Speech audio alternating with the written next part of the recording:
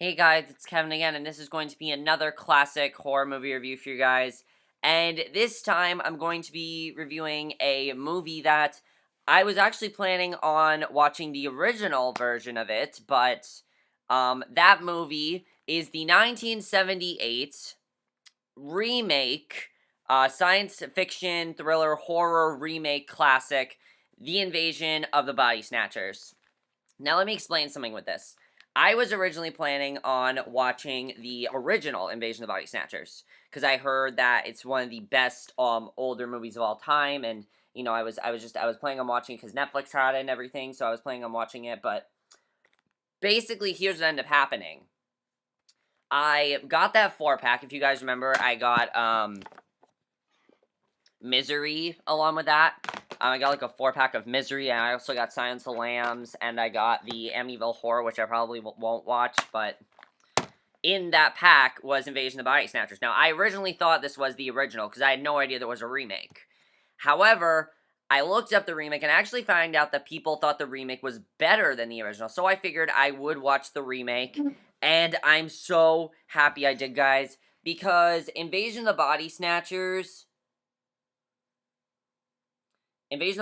might be the best horror movie I've seen so far. Definitely the best one I've watched so far of my classic horror movie reviews.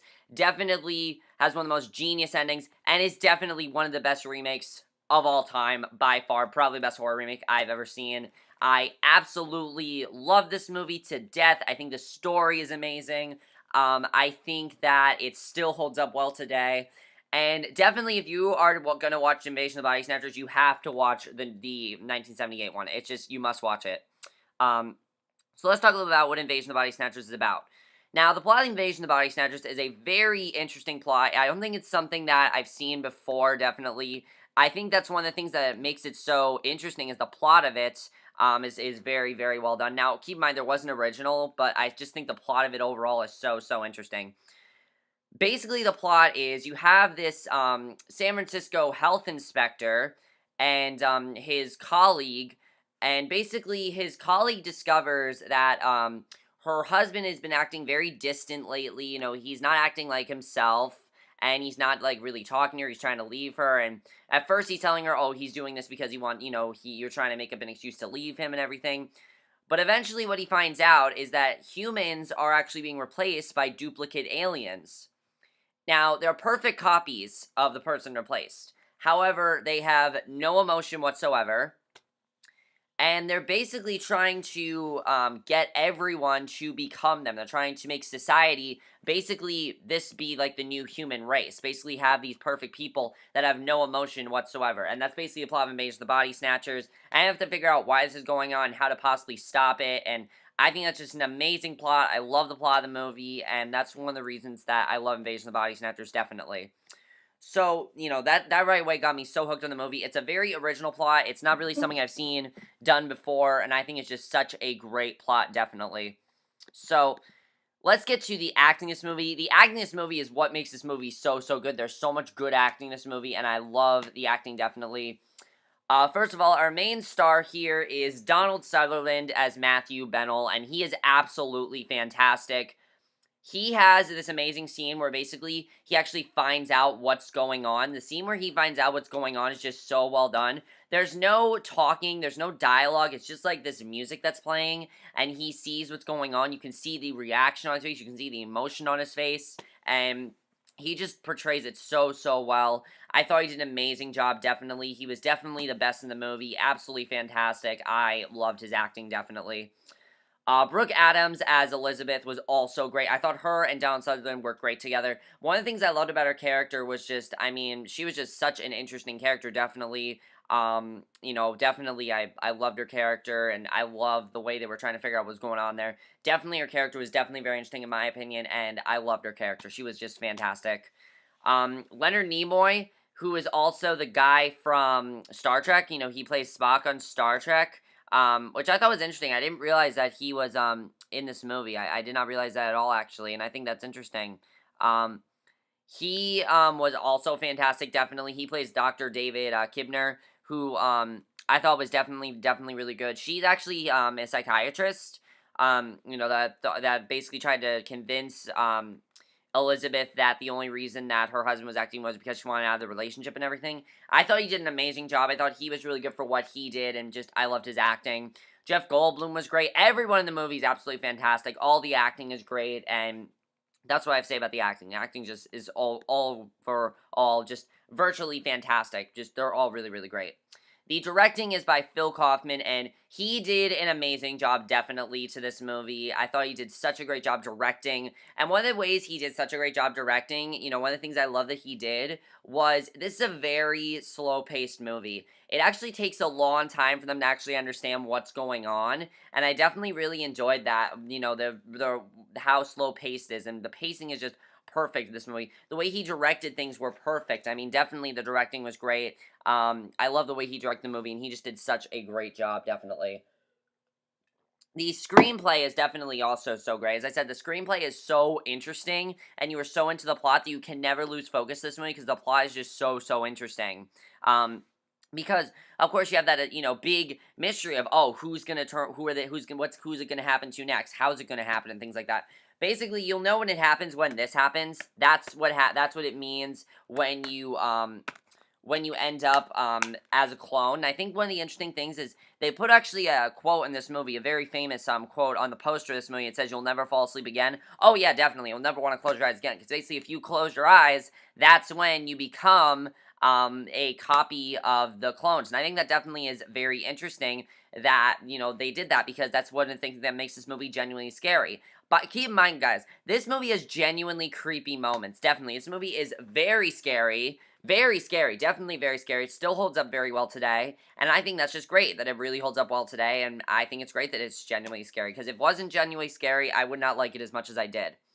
Then you have the cinematography. The cinematography is by far the best part of this movie. This movie has some of the best cinematography I have ever seen to a horror movie. The first 5 minutes is basically seeing these creatures abandoning their dying world and coming to Earth, and you see them, like, sprout as plants. It is so amazingly done, the way it's done. The second I saw it, I'm like, okay, this movie's amazing cinematography, and the cinematography was just so well throughout the whole movie. Very good cinematography, especially for 1979. I mean, this movie was made in 1979. The effects are not what they are today, so that's one of the things that just made this movie so memorable. I mean, not 1979, it was made in 1978, but it still makes the movie so memorable, and is one of the things that I definitely think is better than the original. And one of the reasons I think this is better than the original is just because they could go a little bit farther, definitely, like, with the blood and stuff like that, they could go farther in terms of, there's actually nudity in this movie, which is surprising, especially because this movie's PG, but keep in mind they didn't have PG-13 back then. If this movie was made today, it would probably be R. It probably would. Probably be R, definitely, because just how graphic it is.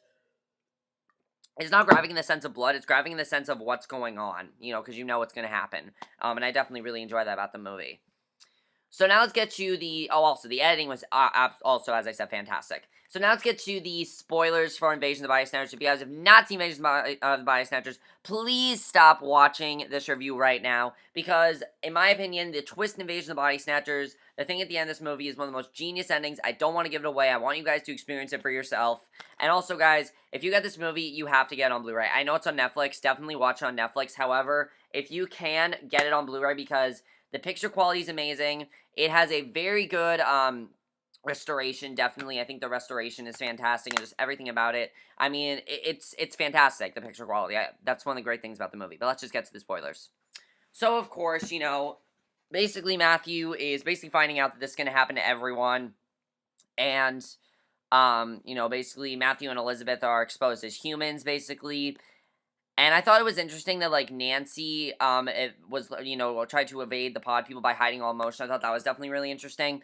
And then, of course, Elizabeth screams up seeing a mutant dog with a man's face. And that was, like, one of the creepiest scenes in the movie by far. And then, of course, Matthew and Elizabeth, they, realize they love each other. But then, of course, Matthew goes out to investigate and finds out that Elizabeth has fallen asleep.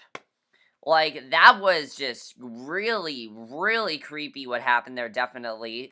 Like, that was a great twist in my opinion. I thought that was a fantastic twist that they did that. I was not expecting that at all, and that was just such a genius twist in my opinion. I love that twist. Thought that was fantastic. I know he's trying to wake her up, but it's just too late. Her body's gone, and she is now a full clone. And then, of course, she's telling him to go to sleep, and it's so well done because, of course, in the beginning of the movie, she's kind of what made him so, into this, and now to see her become one of them, it's just so sad to see. It's sad and terrifying at the same time, and that's just amazing. He then sets that pod warehouse on fire, but then, of course, the ending of the movie, you know, basically he watches all these children being lent to a theater to be replaced, and he's seeing all these humans basically be the pod people, and we see that basically the pod people are becoming, basically the pod people are becoming, our society, and their plan is working, basically.